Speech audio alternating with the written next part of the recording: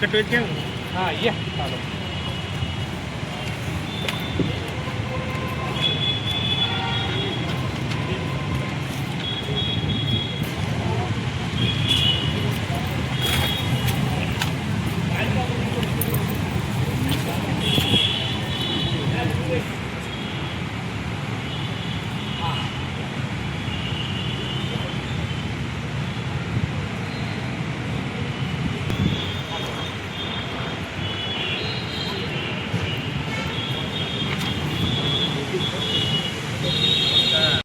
काय नक्की प्रकार वन विभागाच्या सगळ्या या जागेमध्ये घडलेला आहे? काय तुमची तक्रार, काय सांगा?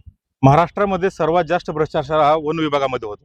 याकडे कोण सहसा लक्ष देत नाही. यापैकी सोलापूर जिल्ह्यामध्ये हा वन विभागामध्ये 4 महिन्यापासून मी भ्रष्टाचार काढलेला आहे. पुराव्यासहित मुख्य वनसंरक्षक प्रादेशिक पुणे यांना पुराव्यासहित कागदपत्रे दिली होती. त्यामध्ये त्यांनी चौकशी समिती नेमली. चौकशी समितीने कुठलाही 2 महिने उलटून गेले. उपोषण केलं होतं मी. 2 महिने उलटून गेले, कसल्याही प्रकारे चौकशी झालेली नाही. त्यानंतर आता मार्च महिन्यामध्ये मियावाकी रोपण हे प्रकल्प आहे वन विभागामध्ये.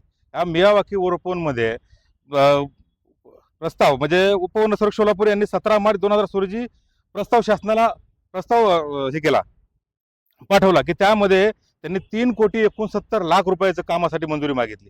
मंजुरी दिली, पण 24 मार्च 2026 शासनाने मंजुरी दिली. शासन निर्णय तसा निघाला, परंतु हे काम व्हायला पाहिजे 31 मार्चच्या पूर्वी, 26 पूर्वी, पण हे काम आत्ता चालू झालेलं आहे.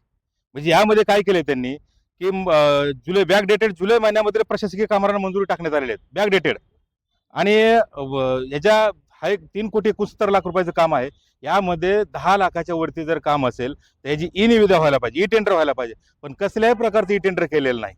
यामध्ये 3,69,00,000 रुपयापैकी एकही रुपयाचं ई टेंडर केलेलं नाही. त्यांनी B1 केले, बॅकडेटेडवरती डिसेंबर महिन्यामध्ये B1 करून, म्हणजे ते पण B1 आत्ता केलेत.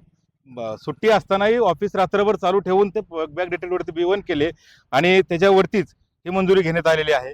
तर त्यानंतर सगळ्यात महत्त्वाचा शासन निर्णय असा आहे की हे काम मियावाकी रोपण हे काम शहरी भागाचं असेल तर यामध्ये महानगरपालिका, नगर परिषद, मला वाटतं औद्योगिक क्षेत्र यापैकीच करता येतं. पण हे जे क्षेत्र आहे करमाळ्यामध्ये 8 हेक्टरवरती मंजूर आलेले आहे, 8 हेक्टरसाठी, पण ते यापैकी कुठल्याही भागावरती हे काम नाहीये. त्यामुळे ती शासनाची दिशाभूल केलेली आहे.